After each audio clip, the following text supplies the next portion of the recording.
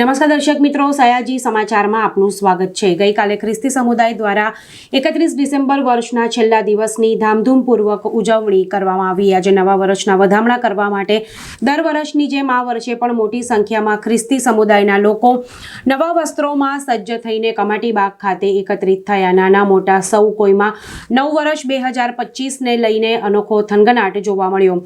ખ્રિસ્તી ગીતોની ભારે રમઝટ બોલાવવામાં આવી અને ત્યારબાદ બલૂન ઉડાડી નવા વર્ષના વધામણા કર્યા। નવા વર્ષમાં પ્રભુ ઈસુ સુખ, શાંતિ અને સમૃદ્ધિ આપે તેવી પ્રાર્થના કરી।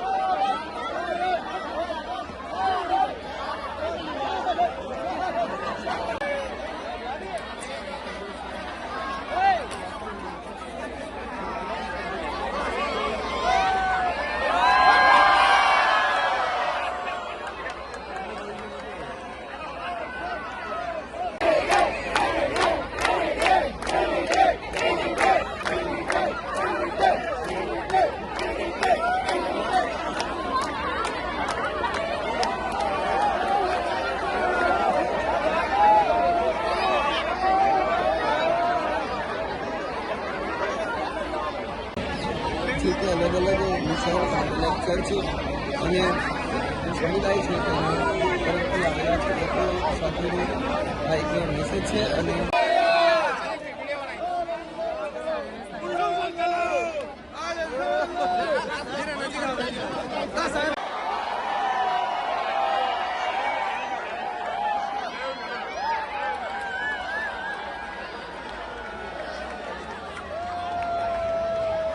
નવા વર્ષની શુભકામના સમગ્ર ક્રિશ્ચન સમાજ તરફથી।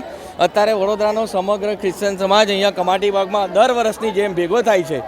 સવારે કાલે રાત્રે અમારે ચર્ચ હોય છે, ત્યાં પ્રભુની પ્રાર્થના કરીએ છીએ। સવારે ફરીથી ચર્ચ હોય છે અને ત્યાં બી પ્રાર્થના કરી દરેક લોકોને સુખ, શાંતિ અને સમૃદ્ધિ મળે એની માટે ખાસ પ્રાર્થના ચર્ચ હોય છે।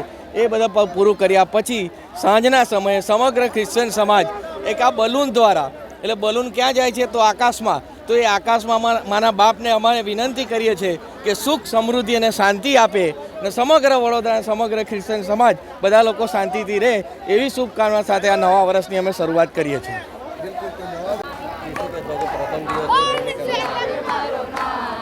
25મી ડિસેમ્બરથી 1લી જાન્યુઆરી સુધી અમારા ક્રિસમસ કાર્યક્રમો ચાલે છે। આ ક્રિસમસ કાર્યક્રમમાં અમે પ્રભુ ઈસુના જન્મની વધામણીના ભાગરૂપે 25મી ડિસેમ્બર અને 31 અને આ 1લી જાન્યુઆરી જે એને અમે નવા વર્ષ તરીકે ઉજવીએ છીએ। નવું વર્ષ એ અમારા સમાજ માટે, અમારા લોકો માટે, રાજ્ય માટે, શહેર માટે અને દેશ માટે એક શુભ સંદેશો છે કે આ વિશ્વમાં શાંતિ, આનંદ અને પ્રેમ તથા ભાઈચારાના હેતુથી આપણે બધા એકબીજાની સાથે મળીને જીવી શકીએ। એ ઉપરાંત દરેક જગ્યાએ શાંતિનો સંદેશો આપવા માંગે છે। વડોદરા શહેરના દરેક મિશનના, દરેક ચર્ચના ભાઈ બહેનો અમે આ દિવસ એટલે કે આજે 1લી જાન્યુઆરીએ ભેગા મળીને આનંદ ઉત્સવ કરીએ છીએ। અને એ આનંદ ઉત્સવ દ્વારા અમે શાંતિનો સંદેશો આપવા માગીએ છીએ કે આપણે બધાએ ભાઈચારા અને શાંતિથી રહેવું જોઈએ. આખું વર્ષ શાંતિ, સમૃદ્ધિ અને ભાઈચારાથી, એકતાથી પસાર થાય એવી આપણા માધ્યમ દ્વારા અમારી બધાની સમાજ વતી શુભેચ્છા છે. Edwin Christian, ward number 1, vice president અને સામાજિક કાર્યકર.